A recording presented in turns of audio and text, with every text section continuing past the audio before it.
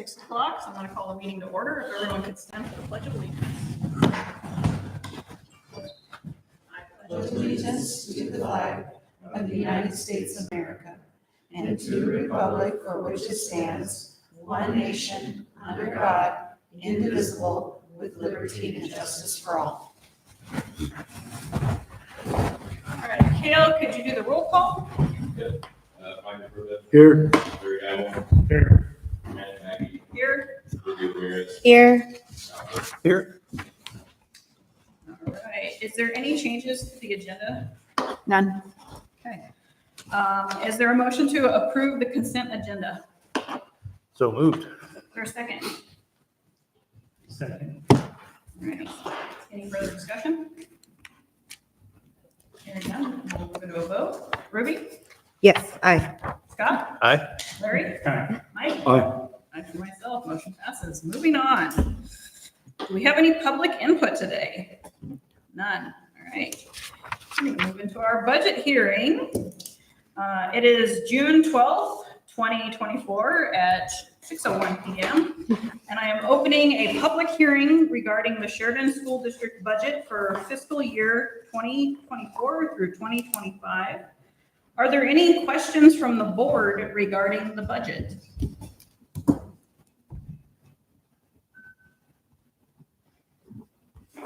At this time, if there are any members of the public who would like to provide public comment regarding the 2024-2025 budget, you may do so now.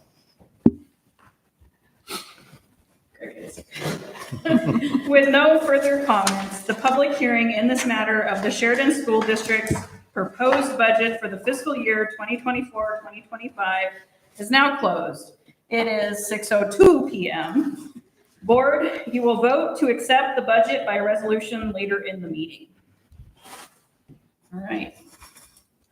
Next up is presentations. We are supposed to have the cheerleaders here, and they're not. So if they end up coming later, we'll just squeeze them in where we can. And next we have admin reports. So Adam Bellotti gets to speak about FCS.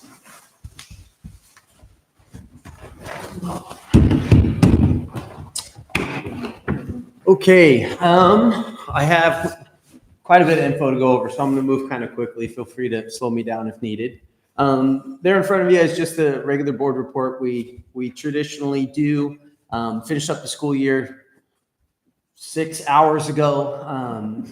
The academic section kind of wraps up the end of the year testing and some of those items. We'll have some academic scores coming to you here in the next couple of weeks as we get all that analyzed and then put it into some formats that's easy to digest.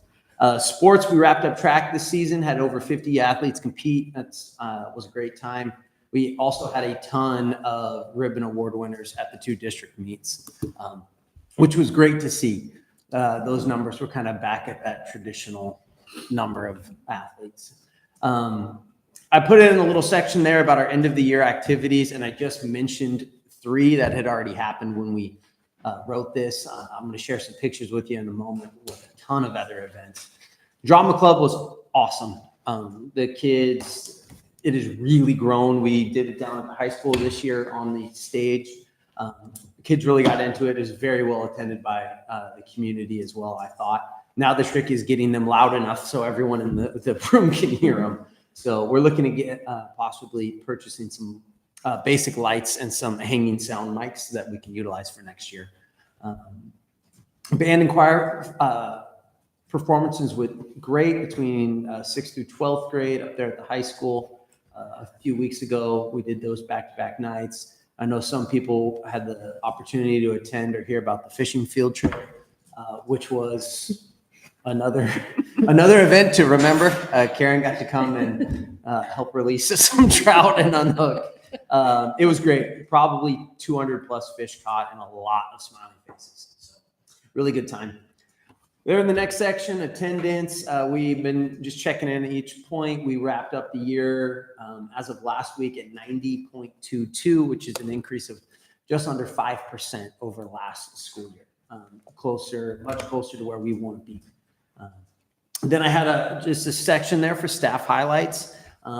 This report we chose to highlight Mitch Chadwick, who pretty much organized and executes the entire fishing field trip these last couple of years, and it has become quite the undertaking. So just mentioned him in there for all the hard work he's been putting in, both as that and the math interventionist these last couple of years. He will be returning to the classroom this next year as a third grade teacher.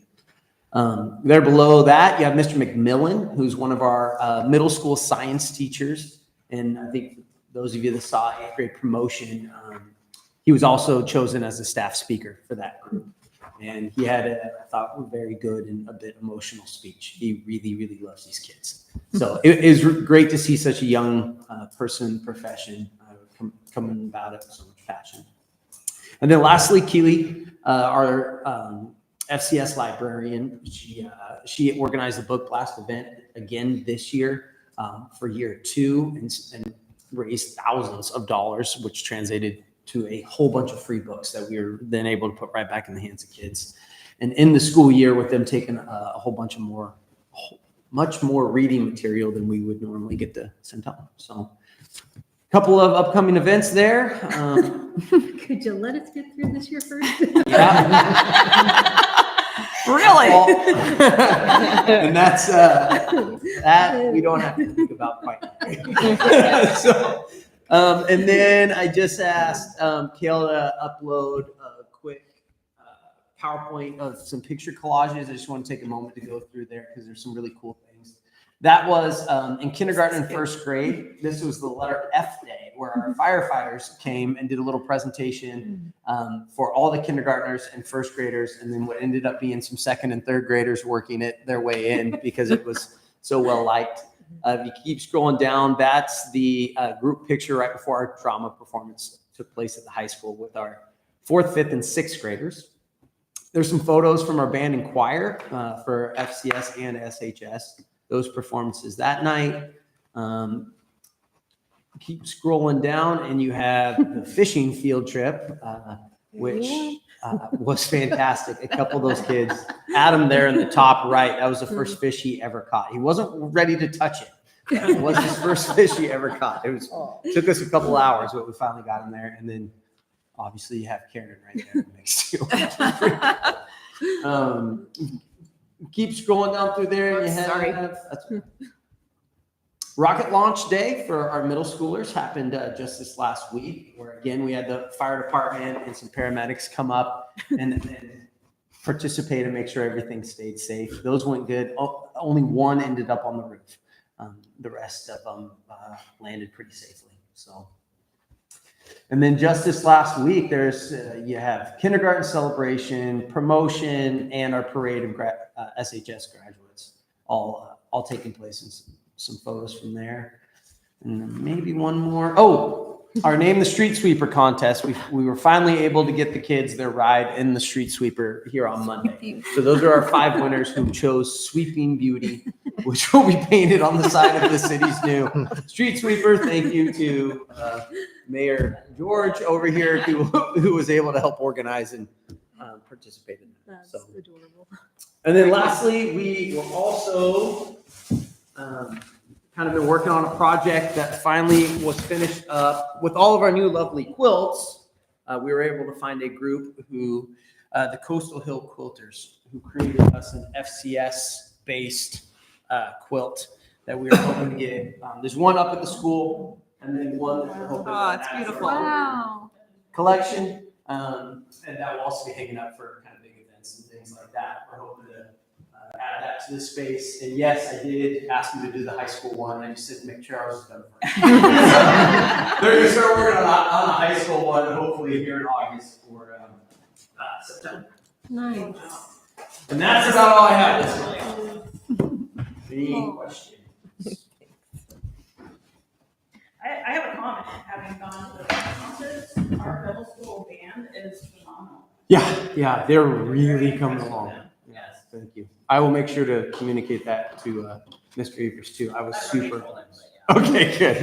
Yeah, they sounded good, and the numbers are really growing in both of those programs. They've definitely grown those programs at the high school and in the middle school over the last few years. It's just been so much fun watching it develop. Yeah, the only downside is I wasn't in the Bell performance like counterpart here. So next year we'll need to change that. But I'm thinking a little duet.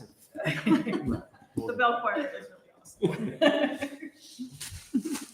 Awesome. All right, next is SHS, Patrick Schrader. All yours. Good evening. Well, what Adam didn't share about the handbell choir, it was an audition, and Oh, no. just saying, but it is a nice quilt. All right, so I included in here, of course, the big thing was this last weekend was our graduation. I don't need to review it all because I want to thank you all for being there. So, but I do want to take a moment, though, to recognize some adults that really played a key role as we came down to the end of things. Ms. Holste, she really plays a key role in getting kids lined up and applying for those scholarships. And you heard the number of over $200,000 awarded in scholarships. Ms. Holste, Ms. Butt, Mr. Semino, and Ms. Stats all work with our college partners. And when I wrote this originally, there were 60 college credits, but then as time went on, it actually crept up over 80 college credits were awarded to our seniors. Mr. McPherson does a great job with working for those students who need a little extra work to get those credits, to get that diploma. So he works with those in monitoring and working with those students and families for our credit recovery program. And then I couldn't have done both the senior awards night and graduation, really. Beck Hazel, our registrar, but also just all around, if I need something type of person. She did a great job in preparing and getting everything set up for those two great events. And again, I want to thank all of you who were able to attend. It was nice to have you there. A little bit, we started this year talking about cell phones. I wanted to give you an update. We definitely saw a decrease in cell phones in the classroom. It would not be accurate to say that we saw no phones in the classroom, but we definitely saw less of them. And as the year went on, of course, consistency in the classrooms wavered a little bit. So that's something we need to work on and recommit ourselves to. But the tell is that when someone does have their phone out and they make that eye contact with the adult, there's a jarring, like, oh, hide it type. So they're aware of the situation. It's just a matter of continuing and building a culture around that. I did want to put in there, though, and this is really important and to address that it's more than just with cell phones with our young people. It's more than just a distraction. It is literally an addiction. And data out there says that students actually report, 50% of high school students report that they feel that they are addicted to their phones. They cannot be without them. And that impacts. So we're going to continue to implement and enforce this rule and work with our staff to improve the consistency throughout our building. I want to mention, because it's come up several times, I've had several people send me links to news articles about a lot of school districts, and it started on the East Coast, but now I think a couple in Oregon have adopted their little pouches called Yonder. They started in the actually in the arts community, like at theaters and in concerts, so that the artists wouldn't have their concerts videotaped and released on YouTube. I almost said the YouTube. So there's I looked into it. There's a cost. It's about $4,000 annually for a school of our size. But then when I got into it further, there's a lot of issues with kids using what they call burner phones. In other words, a lot of kids have old phones, so they put the phone that doesn't work in the pouch, and then keep the other phone out of the pouch. And then also, if you're on YouTube, you can actually look it up. It's a pretty popular channel called the Lockpicking Lawyer. He did a piece on this. You can just buy a $10 neodymium magnet, and it takes a second to open up the pouch. And kids know this. Wow. So I don't really see that that's something that's a worthwhile investment for us. But I do appreciate people sharing that with me, knowing what we're trying to do. As far as other behavior supports, we do have, this year we did not have an assistant principal, but we did have Dave Johnson move into the role of Dean of Students, and John Taylor continued on as our student manager. And having those two gentlemen to support our students in behaviors that can keep them in the classroom is really important. We've gone from just, kind of that binary, either the soft touch, have them, let's have a conversation about it, to out of school suspension. There's kind of just two options. With those gentlemen, we've been able to broaden and put some new tools in our toolbox. The Friday schedule also opened up, so having Friday school as an option, in school suspension, so they weren't out of school and missing instruction. So as well, we were able to look at our student data. We were able to collect and look at student data and looking at where these types of behaviors are happening, what behaviors are more prevalent, what time of day, where they're at, who they're happening with. So just being able to collect and look at data so we can make informed decisions. And then another big piece of that was just having the extra help to be in communication and to collaborate with our parents and families to really support those students. And so it's not a surprise when something, maybe a larger scale thing happens. I mean, we've been working and partnering with them. So I just want to really share that those guys have been critical in us and in our work there. And I think we've seen improvements with our student behaviors and students having behaviors that keep them in the classroom. And then looking forward to 24, 25, talked about like already, but I just want to say, I'm just excited that we're fully staffed. We have all of our teachers. We retention is good this year. We are keeping teachers. We were able to find an excellent candidate for our second and vacant ag position. We've been able to add a science teacher. We're sharing a science teacher with FCS, so we're going to be able to add some more courses in our science curriculum. We also had the class of 2028 come down and visit us on Thursday of last week. We got to have lunch. We talked about what it's like to be, life of a high schooler, and they got to actually participate in an all-school assembly to vote for the ASB officers. So they got to be there with their, the seniors, and pretty significant, when you talk about 8th graders and 12th graders, there can be a size difference between them. Got a lot of cool things. Participation for fall sports is looking up right now, and compared to years past. I think we've got some quality programs in place with consistency and coaching as well. That's important. I think all of our fall sports coaches are returning from last year, and so as a result, and participation is up. But before all that, let's take a break. Amen. I'm looking forward. That's what I got. No pictures, sorry. Yeah. Credit recovery, are you running that program this summer? Yeah. How's that look for you? Yeah. And so we are doing summer school, and how I wanted to be really intentional about how we did summer school this year. In the past, it's just kind of been first come, first serve. So what I did is I ran data to look at our students that are the most credit deficient. And I focused on my first round of invitations on our freshmen and our juniors, intentionally being our freshmen so we can get them back up to speed, so we don't have to, not be cleaning up something so far down the road and panicking as they approach graduation. But then we do have to address those students that are going to be seniors next year, making sure they have what they need to get that diploma. So first round was focusing on freshmen and juniors, right? Rising seniors. And I just basically looked at, those kids that are not on track to graduate. Just ran a report that who doesn't have enough credits, that if they took a full load next year and for the rest of their high school career, they wouldn't be able to catch up. So I sent out invitations to those people first, gave a week. How many students roughly did you have? I had roughly, in those two, there was about 15 to 20 in each grade level in that area. Then after a week, and people were registered, those people who chose to, there were people who chose not to register. I sent out a reminder, and then after a week, we reopened. I sent out invitations for our sophomores who did not receive the initial invitation. That was available for a week. And then we've now taken on students as people have communicated, like, I want to participate in this. But these are the people who are coming on board now are people who are not necessarily not on track to graduate. They just have something that they want to make sure gets taken care of. but it's not emergent in crisis. So all the crisis kids, so they got, all of those parents got an invitation and via email with follow-up emails reminding them.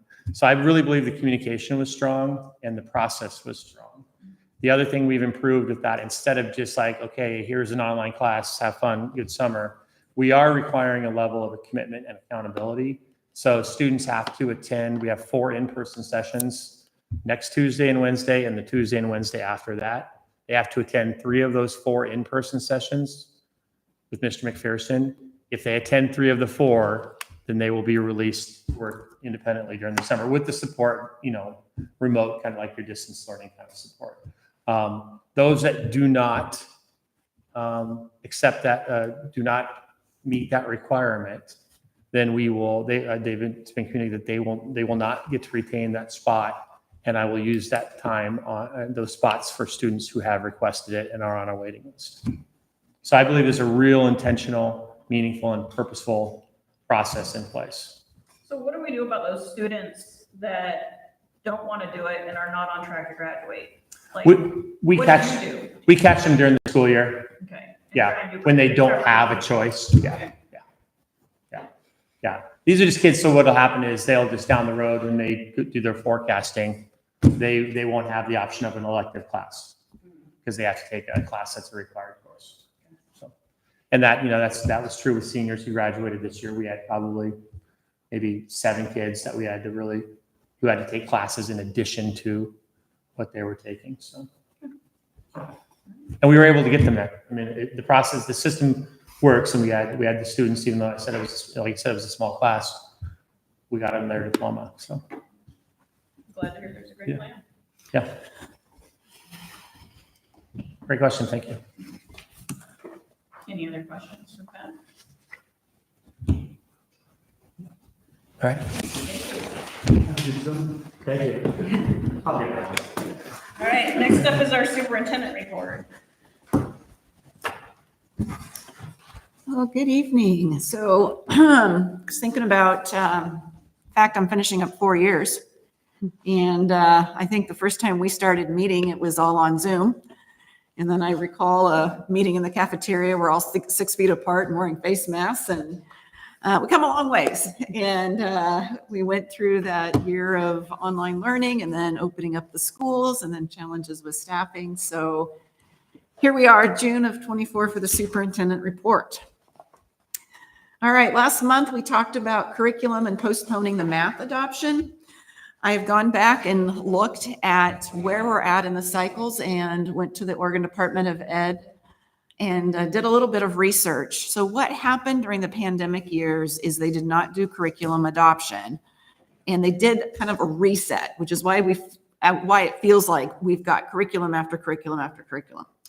So the 25-26 school year will be the adoption for social studies. Next year, we will work on finishing up math and doing the health.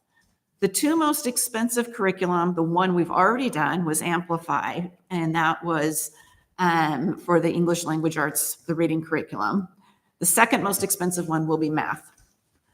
Now, here's the challenge that we are facing in future years. As we look at curriculum is becoming more and more dependent upon students having Chromebooks.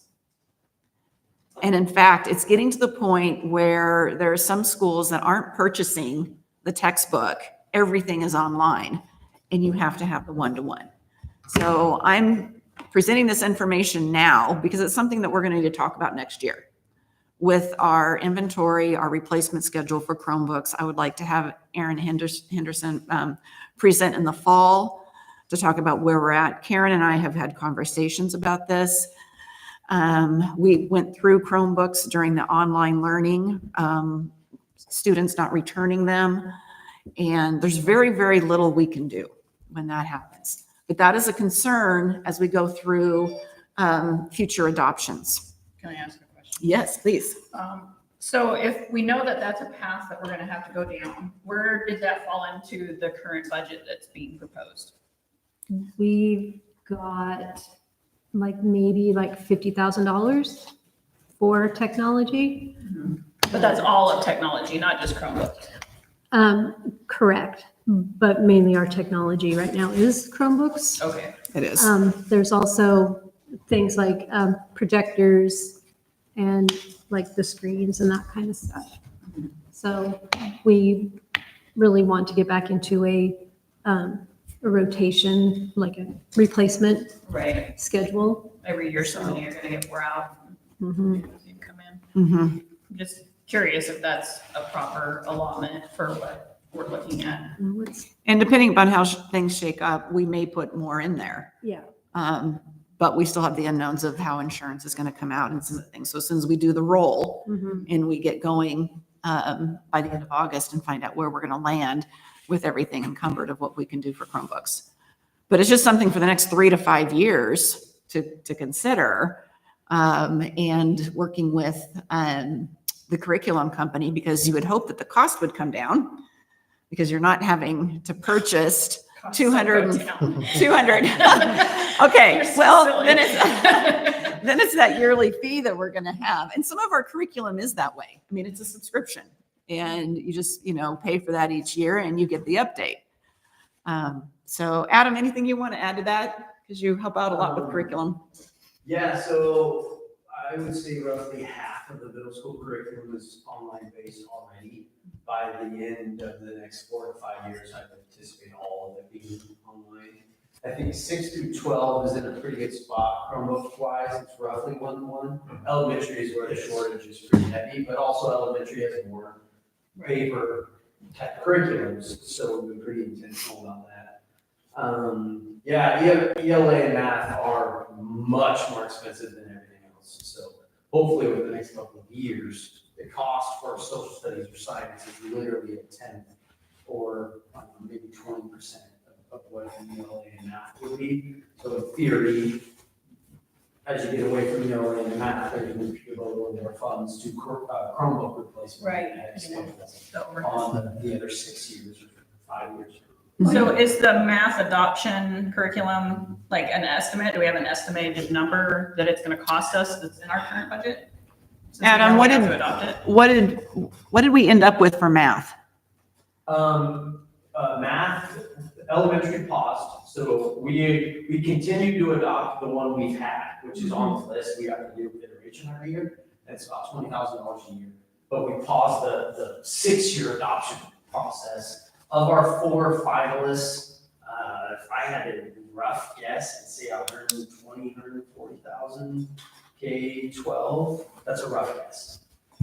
Very, based off what we did last time and what I And we anticipated. budgeted for that? No, Because it's paused. no, we paused. So it's something that we're going to look at next year So it'll have to go in next 25. and 26. split it in half. So we'll vote on it this coming year and then it will go into Correct. next year's budget. Right. My question is then, how do we know how much student population we're going to have be coming into the school district? We know what we're sitting at right now, Mhm. but there's this trend and projecting that there's going to be a fall off Mhm. happening here. So how do you go ahead and determine the cost on something like that for Chromebooks when you really don't know how many kids you're going to have? And if you have to get them, how often do we have to get them? Every other year, There would be a 4 years? small set to break up the cost.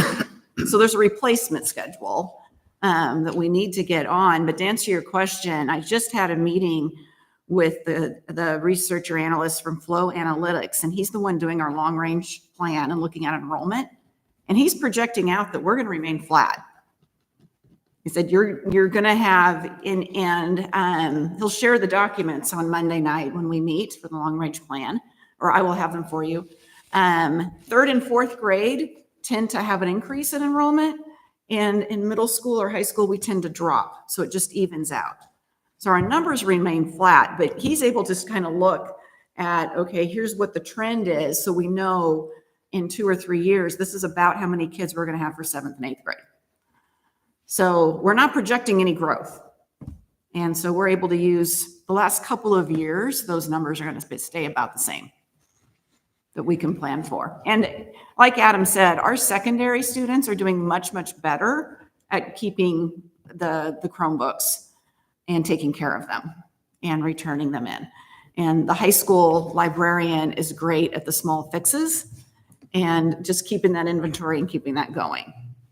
How many do we lose a year that aren't turned in? Is it a significant number or is it not? I haven't got the count from Aaron for this year because he started collecting Chromebooks for FCS about 2 weeks ago.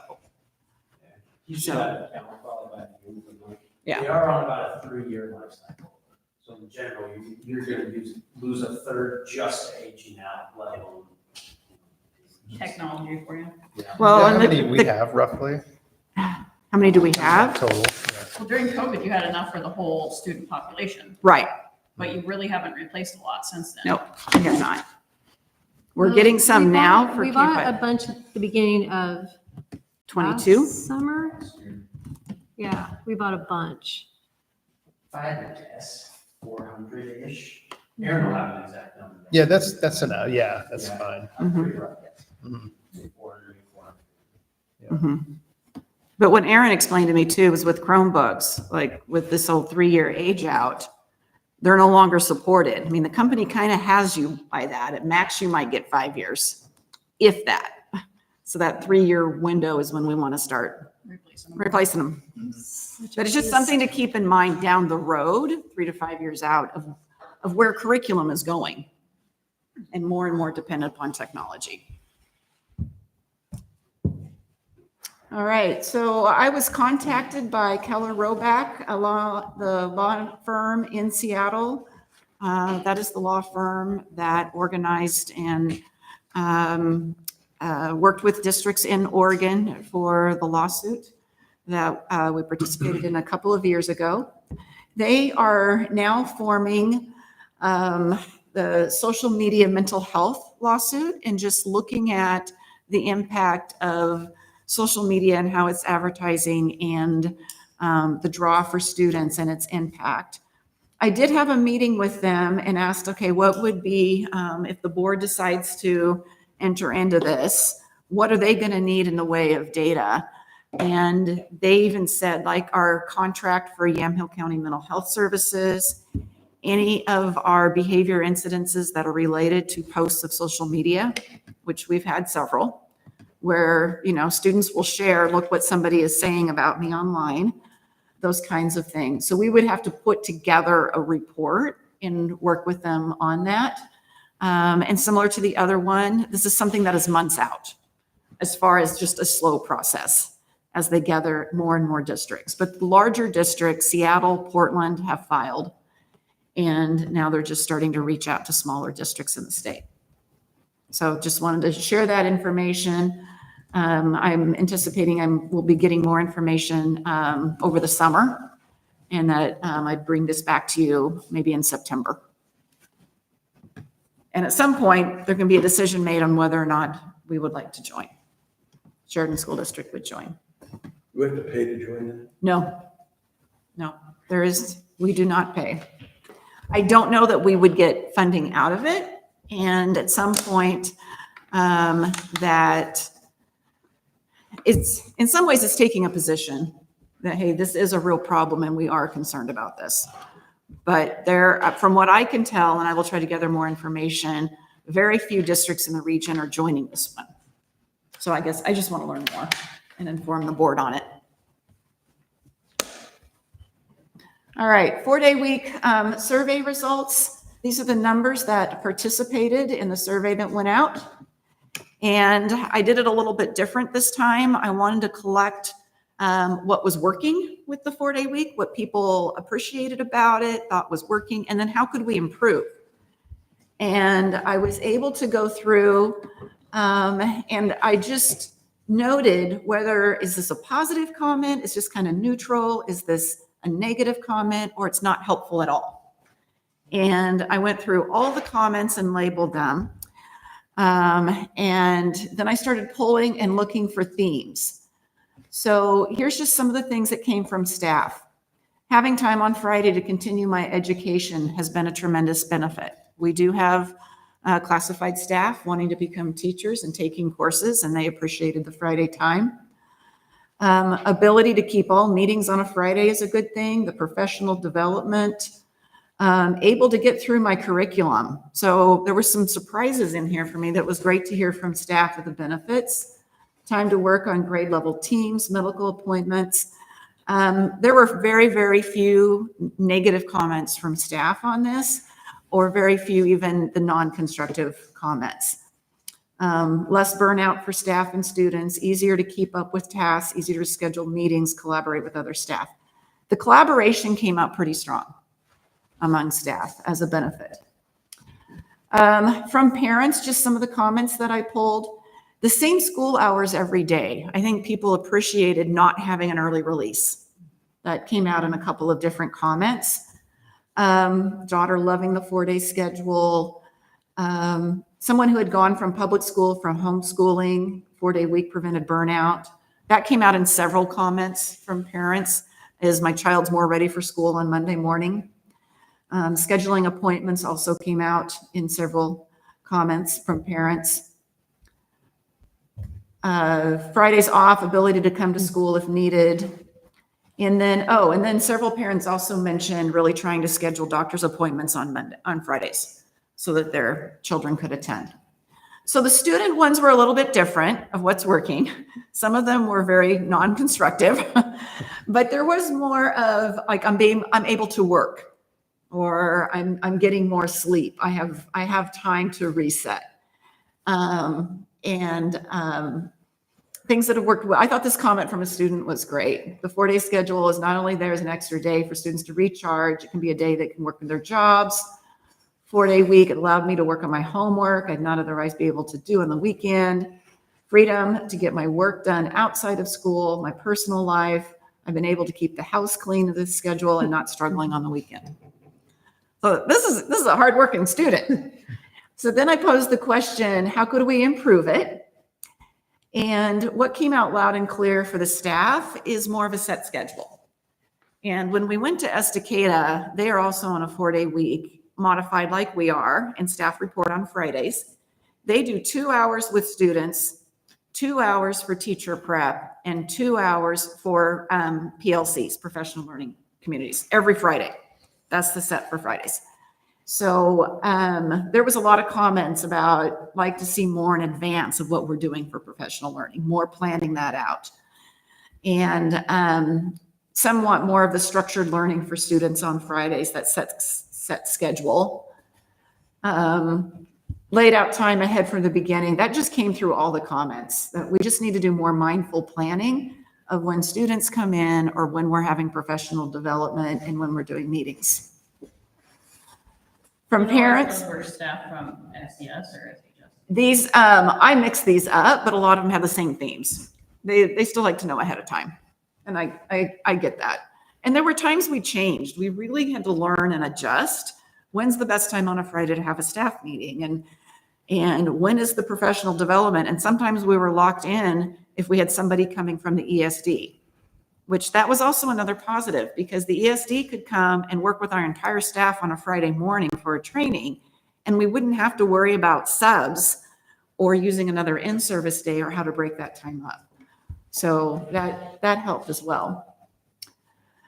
Okay, so then there were fewer comments from the parent and caregivers on what we could improve. Somebody recommended that we go with Mondays off on the 4-day week and not Fridays, because that's where the holidays fall. I thought that was an interesting idea. And they also brought up the issue with sports. And when we went into the 4-day week, we didn't think about that, of having sports events on a Friday night, and our staff were done at 2. So with a lot of our licensed staff still commuting in, it was hard for them. You know, I don't really have time to go clear home and come back for the football game or the basketball game. So that was something that we've learned and had to just, how do we want to address that? I don't know how you could do that when OSA Yep, governs that. yeah, that's true.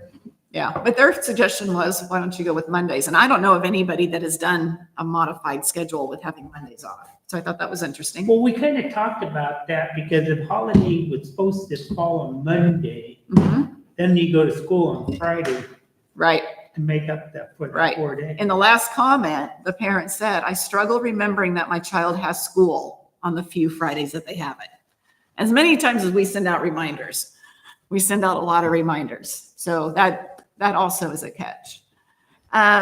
Has childcare been a struggle this year? This was the third question for the parents. 51 people had a response. 39 said no, and 12 said yes, that childcare was still an issue.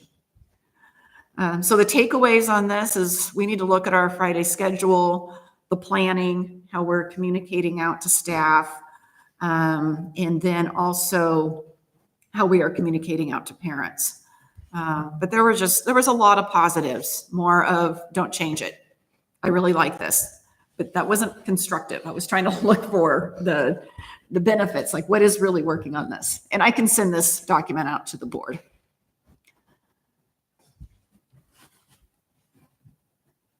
Okay, so the other item for tonight is I did have a meeting with Angie Blackwell, and she is a few months ago, she was elected as the Chief Executive Officer for the tribe.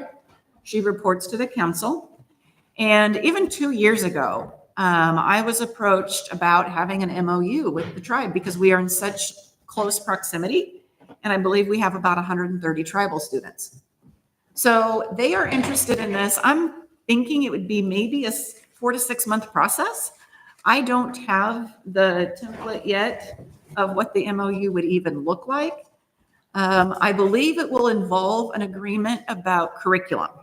So they have specific curriculum. Oregon History is 4th grade, and they have curriculum about the tribes and history of the tribes.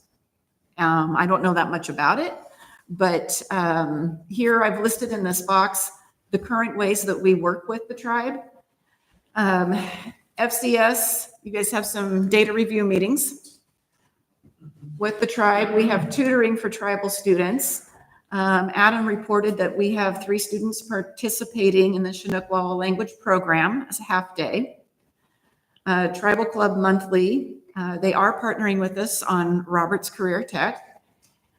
There is a human growth and development grant that we partner with them on, and they come out and help with the lessons. And then there is a youth empowerment team from the tribe that deals with substance use prevention. And they've been coming to our meetings consistently this year and bringing some really, really good resources. So I don't know if it's going to be just a high level document of agreement for the curriculum between the council and the board, but I will just, we may have a board work session in the fall to discuss it. I don't know the process of this because I haven't done it before. Could they even come and tell us what they want? Because it would be nice for us to understand what they want. Yeah. I have no qualms about not doing this, but I would just like to know exactly what. Didn't we have an MOU with someone? I thought, Well, we must have an MOU if we've got those things going on right now. They just didn't pop in there. They just ask us if they want to, hey, do you want to work with us on this, or can we support you in this? Some of those, Larry, like for example, the top couple, the tribe does provide tribal tutors that work in Right. schools Right. darn near full time at Right. this point. And so we've added an ROI into our registration pathway for them. So that a release of information. So any of the students that qualify, we're then allowed to go through with their resources and share academic data. Hey, tutors, here's some real nuts and bolts of what you can be working on with the kids. So that started, my first year as instructional coach, I think. So probably about 8 years ago was when the data review meetings started. The tutors have been around since Matt Bucknell, so goodness, Right. well over a decade plus. because I know we did that MOU, like 8 or 10 years ago, and part of that was that they were gonna come to our board meeting. You're gonna have 2 representatives come to our board meeting, not on the board, but they would be here to observe. We never saw them again after we agreed on the MOU, then we never saw anybody again. Okay. So that MOU must have been in with that, because they were that was the teaching part, because I know that the one lady I worked with, and she was representing the tribe out there. And it was about class treaty, not curriculum, but tutoring, all that kind of stuff, and talking Indian. Yeah, and their Right. language and their half-day school. The other thing too is next year they are moving to having a kindergarten. And I believe they will grow that each year until they have opened an elementary school. Now, you mentioned about enrollment and projection of numbers. That's just something we need to watch of how many students will be going to school there. It's going to really impact Willamina. So, and they're aware of that, and they're aware of their numbers will gradually start to drop. But what I can do is invite Angie Blackwell to come to a board meeting and just share with the board. Yeah, and I haven't not seen, the MOU with Willamina was just done, I think a couple of years ago. And it took a while to get through process. So we'll find out more. I'm wondering if a work session would be more appropriate. Have her come to a work Yeah, so session. it can really be a nice discussion. Okay, I like that. Yeah. All right. okay, we can do that. Work session sounds good to me. Yep. I All just right. want more information. And then also in your packet is the annual report from Sheridan All Prep. And that is it for my presentation tonight.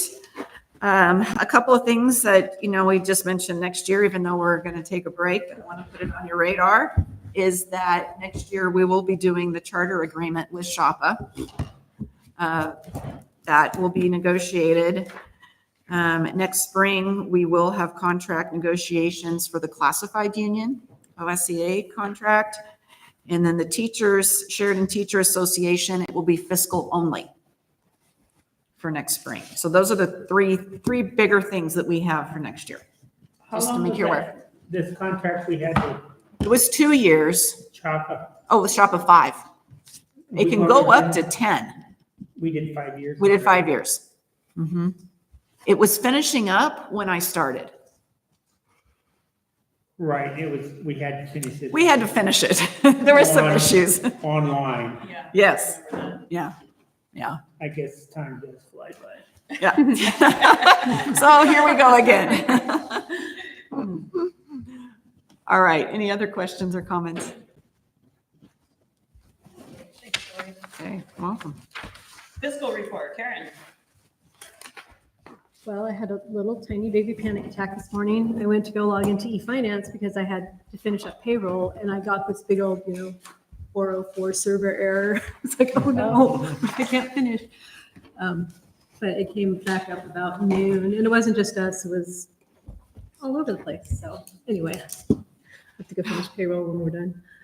I really don't have a lot to say. Budget is hopefully almost finished up for next year. We've got, the auditors are coming to do an interim audit.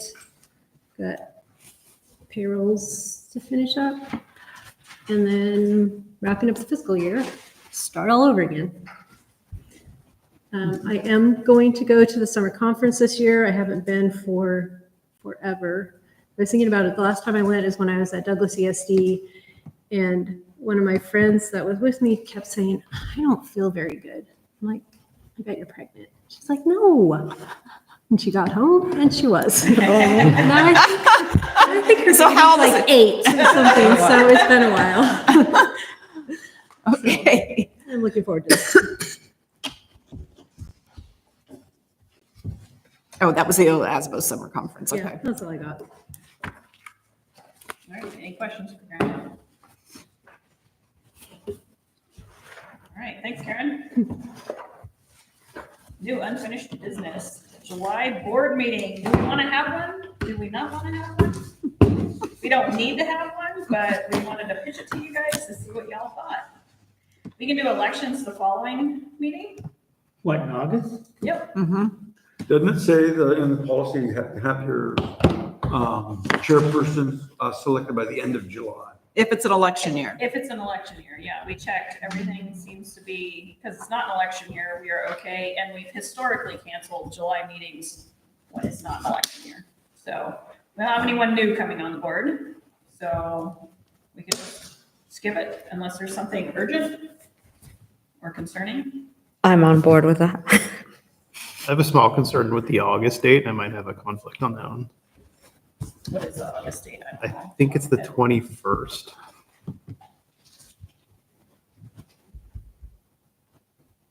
Yes, it is the 21st. Like, you don't think you could be here? Yeah, I can verify that for sure. Should we move it up? I wonder if we could have a short one a different night or something. I'll find out for sure. I'm pretty sure I'm on the hook to do a different presentation that night. I would prefer if we don't meet in July, I would prefer that we bump up if possible. What if we met in July, not August? We could do that too, but What if you go like August 14th? we need everybody there.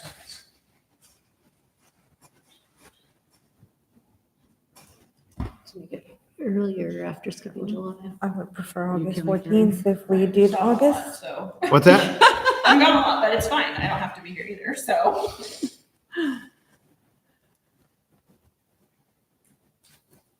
Yeah, I just don't know that right now. I'm like 90% sure, but I need to make sure of that one. Will you let us know I will find out. if it's a not Can possible probably- no-go, then maybe we switch it like we said and we do a July meeting and not an August one. Mm-hmm. Though I think by the time August comes around, I don't know, it's hard to not meet in August because that's right before school's gonna start. Mhm. There's always something that comes up. Yes, that is By true. 7th, the 14th. What's that? Oh, I said, could we do the 7th or the 14th? No, No. not for me anymore. No, okay. I could No. go later in okay. the month, but not earlier. I could go to the 28th. August 28th.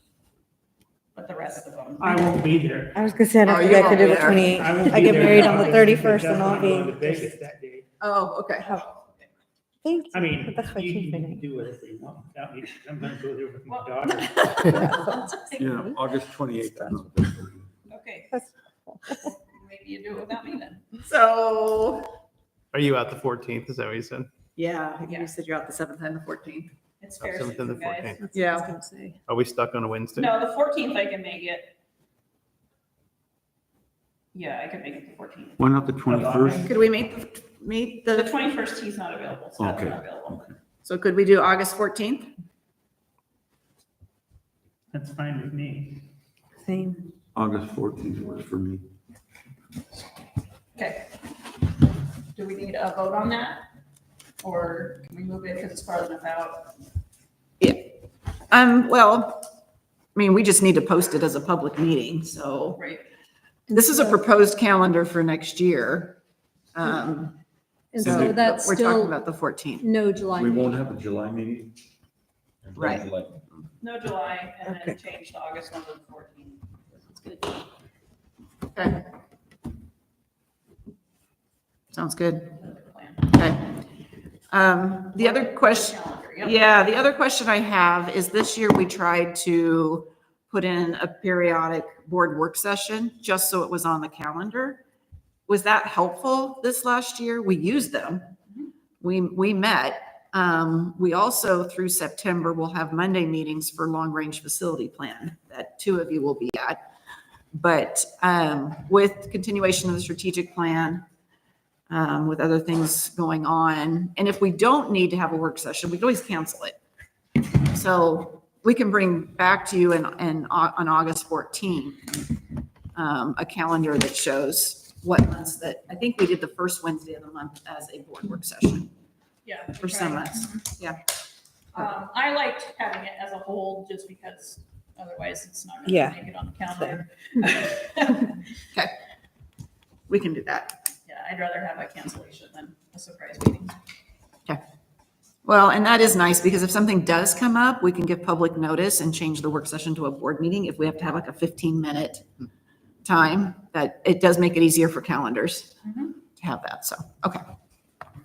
And the MOU is on here again. Did you need to talk any more about that or? No, I think we've talked through that and I'm going to invite Angie. Yeah, I think a work session would be great on that. Yes. All right, we have one action item to vote for resolution 24-9, adopting the budget. Is there a motion to accept the budget as presented? So moved. Is there a second? Second. All right, it's been properly moved and seconded. Is there any further discussion?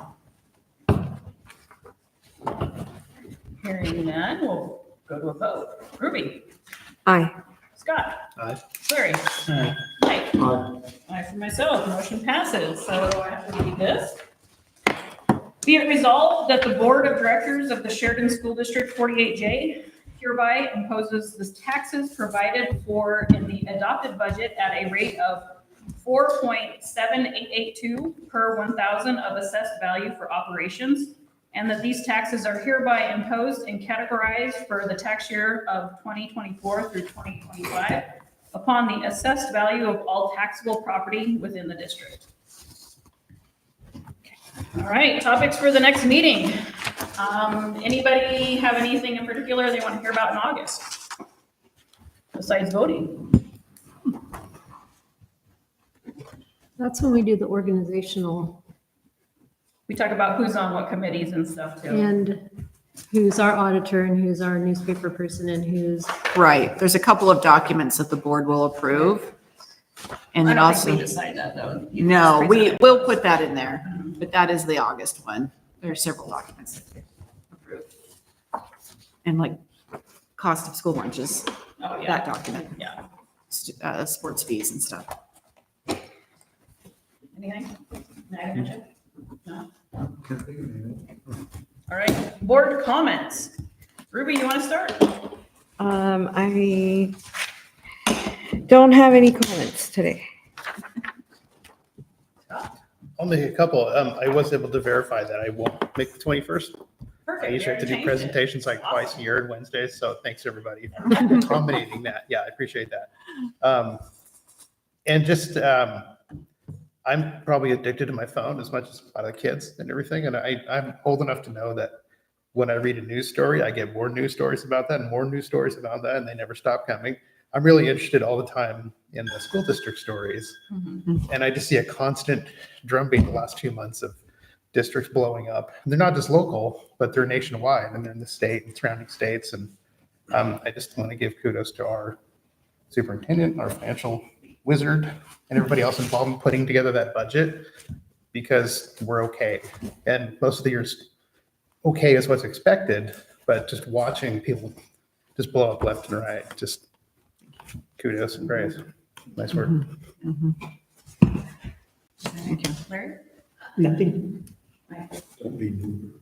Don't be. I like that.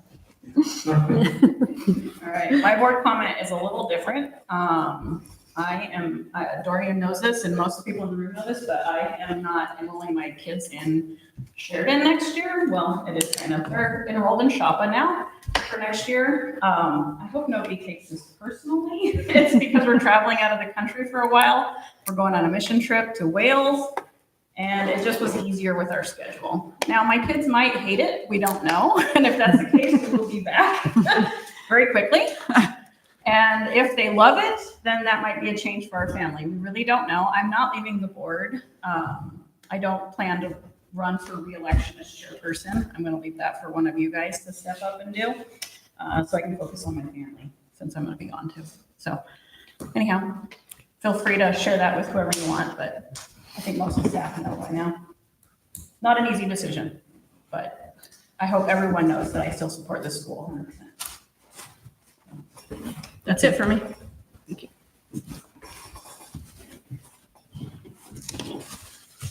All right. Next meeting is not July 17th.